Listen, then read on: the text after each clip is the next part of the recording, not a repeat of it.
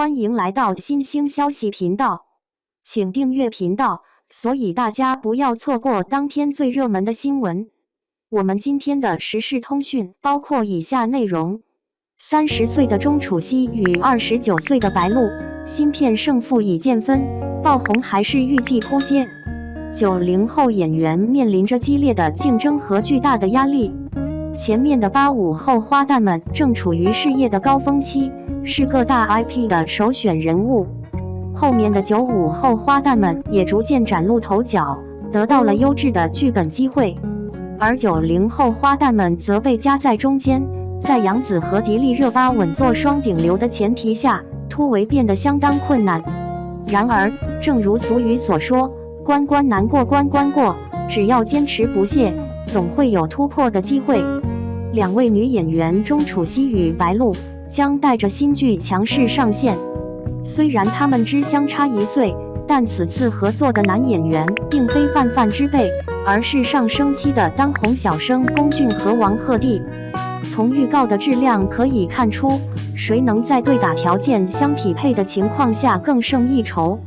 我要逆风去是一部职场励志剧，讲述了一个投资精英与破产千金的双强职场故事。钟楚曦与龚俊在剧中饰演的角色没有情侣甜蜜的感觉，但他们的演技得到了制作公司的高度评价。预告片的前半部分主要围绕利益争斗展开，展现了角色们的奋斗与爱恋。在各种谈判中，人性的脆弱得以展现。徐思拯救了一个陷入抑郁的江湖，但对方却反咬一口，企图侵占他的财产。为了挽回家族事业，江湖不得不找到他，尽管他对徐思并不看好。然而，徐思的火爆脾气一上来，一杯水直接泼到了对方的脸上，局面变得有些失控。徐思的心理承受能力非常强大，即使在这样的情况下，他也能保持冷静。这是因为两人有着共同的努力方向，只要目标一致，中间走岔路也无妨。他们将重心放在产业创造上，同时也在物料中展现了男女主角陷入甜蜜爱恋的一面。我要逆风去试图在2个方面达到平衡，但是 CP 感并没有带来任何惊喜。情侣氛围是一种玄学，很明显钟楚曦与龚俊难以营造出这种氛围。制作公司是恒星引力，他的作品质量参差不齐，既有平凡的作品，也有封神的作品，所以很难预测我要逆风去的质量。以爱未营预热环节紧凑，剧本轻盈无压力，主演白鹿和王鹤棣拥有足够的吸引力，引人注目。与那些试图全面发展但面临困难的作品相比，以爱未营的目标更加明确。这部剧以都市恋爱和甜蜜宠作为主题，讲述了一个充满戏精细胞的美女记者强撩冷酷总裁的故事。他们在生活和工作中展现了他在闹他在笑的偶像剧经典情节。虽然误会和气氛只持续了几分钟，但最终这对有情人还是步入了婚姻的殿堂，实现了圆满的结局。这部剧是芒果经过艰苦努力才得以组到的，因此平台将会全力以赴地进行宣传。事实上，这部名为《以爱》的剧目即将在月底定档，现在已经完成了综艺录制，就等着首播和真人秀宣传一起上线了。白鹿和王鹤棣作为公司的重点培养对象，一直以来都备受关注，因此压住他会大受欢迎，获胜的可能性会更高。那么，你们更倾向于哪一部作品呢？2. 白鹿3年上了6部剧，火了3部，扑了3部，男主是谁才关键。一家公司有可能培养出一名当前非常受欢迎的艺人，这既是实力的体现，也是运气的体现。仅当不断地向业界输送有实力的新力量时，我们才能被认为是一个高效的星体制造工厂。目前，内娱旗下的大部分著名影视公司都是同时进行戏剧制作和演员培训的，利用自己的演员参与自己的戏剧，不仅减少了片酬的花费。此外，当演员走红后，他们的长期职业生涯可能会与公司的利益紧密相连。这种内部的循环消化方式可能会导致一部分粉丝产生反感情绪。我的偶像一直忙于内戏，完全没有成长的机会。然而，在每一个小生和小花走红之前，他们的策略都是这样的。出生于94年的白鹿，在他的演艺生涯中是一个标志性的巨带人物，这也导致了他个人知名度的急剧上升。尽管他不是科班并且正式出道的年纪相对较大，但在这两种不利的环境中，他成功的从一个小女孩成长为一个广受欢迎的明星。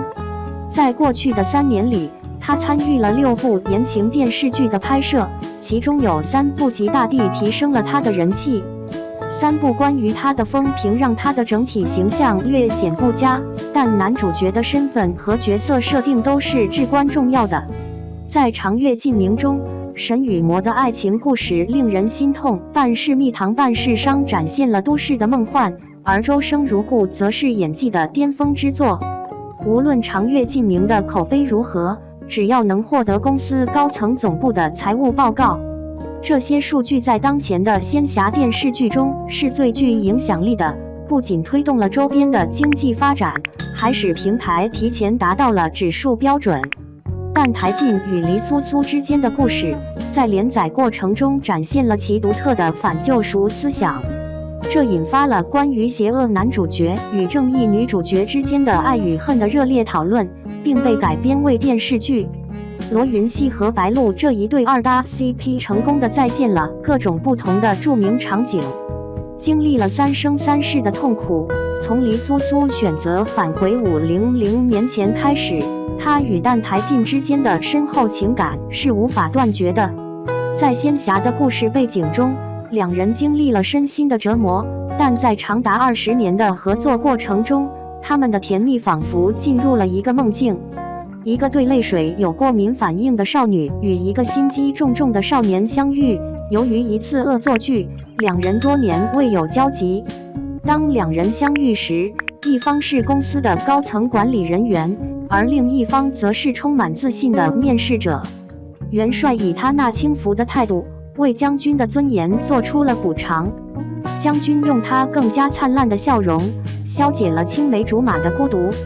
这里没有绿茶的存在，仅有的是双方的暗恋，既甜蜜又治愈。周生如故的最后一部作品，对白鹿来说具有深远的意义。在适当的时机，结合周生辰的详细描述，为他提供了一个体验悲剧美学的机会。红衣飘飘地落在白雪覆盖的地面上，这对命运多舛的鸳鸯在适当的时候哭得喘不过气来，观众也因此流下了眼泪。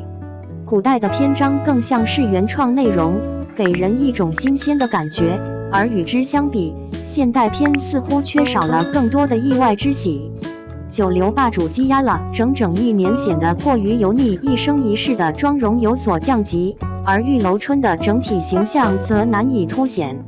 任嘉伦被誉为古代的男神，他有能力支撑起周朝的生日。然而，在现代戏剧中，他的身体比例略显略弱，而他的原声台词也显得力不从心。与白鹿站在同一阵线上，他们之间的默契并不像预期的那样强烈，因此一生一世的受欢迎程度并不如人们所想象的那么高。与前作相比，一生一世的影响显然更为深远，而玉楼春则充满了无数的期望和希望。王一哲与白鹿合作，今年正是因为在《一人之下》中的徐三角色，他才获得了一定的知名度。在这之前，白鹿无法带领他，群像戏的构思也未能确保主要焦点集中在男女主角上。如果没有达到预期的战绩，那也是可以预见的。尽管九流霸主和半世蜜糖半世伤是在相同的时间段创作的，但前者在将军的关注下积压了超过1年才得以发布。这部剧目的投资成本相对较低，男主角赖艺在古装戏方面表现不佳，甚至连粉丝也不太看好他。尽管没有演员能完美的完成部部的任务，但只要他们能捕捉到事业发展的关键时刻，他们就有机会实现连续的封神。